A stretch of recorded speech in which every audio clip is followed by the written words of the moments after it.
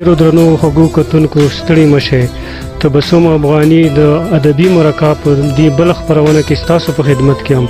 خوږو کتونکو موږ نن د منځنۍ پښتونخوا پړه چنار احمدزی ولا د پښتو ژبې سپین ږیري شاعر ښاغلي شهاب هاشمي صاحب سره د مرکې دپاره د دوی کور ته راغلي یو.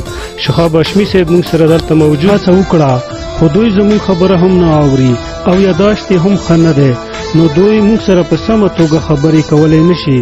شهاب هاشمي صاحب یو بچی سید امجد دلته موږ سره موجود دی، نو موږ به دوی نه د خپل پلار په هکله څه پوښتنې کوو. تقریبا ما چې کله پنځم جماعت پاس کړو نو د دې مو ته پته ولګېده چې دا د پښتو ژبې شاعر دی. مو ډېر وخت نه دې سوچ فکر کیو چې د خپل پلار یوه اساسه پیدا کړو، خو چونکې د فینانشلي مشکلاتو وجې د موږ د دې حد ته ونه رسېدو. خصوصا د پښتو ژبه دا د زموږ مور ژبه دی، دوی ته ډېر په درنده نظر سره ګورو. سید عبید حسین چې هغه د دوی شاګرد دی، هغه دلته موجود دی، نو موږ به هغوی نه د دې یو څه شعرونه واورو. د تږي وچې شنډې مې کجام ته ورسي، د تږي وچې شنډې مې کجام ته ورسي، جنون زما د مینې به انجام ته ورسي. پرا به خپل ګریوان کړم د هغه ښکلي په مخ کې، د ژوند ستړی سهار مې که ماښام ته ورسي. که ته په سهیدام د بام په سار کړې غزونې، شهاب د مینې راز به در و بام ته ورسي.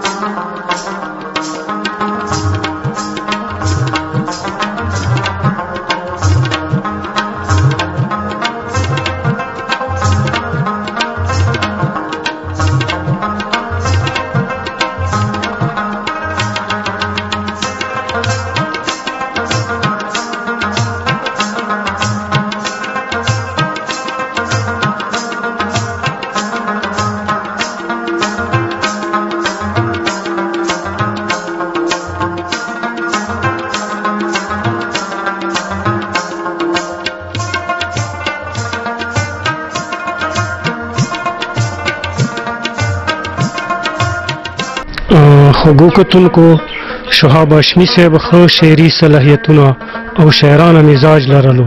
په خپل وخت د الفاظو ډکشنري وه، پښتو او اردو ژبې نه علاوه په پرسي او عربۍ هم ښه عبور لرلو، خو موږ نه پوهیږو چې هغه کوم عوامل وه چې د دوی هغه رنګ شاعري مخې ته رانغله څنګه چې په کار و.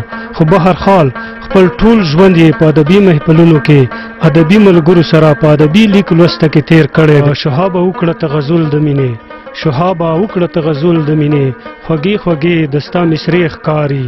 او په یو بل غزل کې وایي لکه اوښکه څڅېدمه تلمه تلمه، لکه اوښکه څڅېدمه تلمه تلمه، د چاپلو کې پرېوتمه تلمه تلمه، ستا خمارو سترګو وړاندې مې هوش لاړو، ستا خمارو سترګو وړاندې مې هوش لاړو، په ولاړه زنګېدمه تلمه تلمه، د جرس غوندې د ژوند په قافله کې، د جرس غوندې د ژوند په قافله کې، هسې ورو ورو ژرنګېدمه تلمه تلمه. ما شهاب د یار بیلتون لیدلی نه و، ما شهاب د یار بیلتون لیدلی نه و، چې له یاره بېلېدمه تلمه تلمه.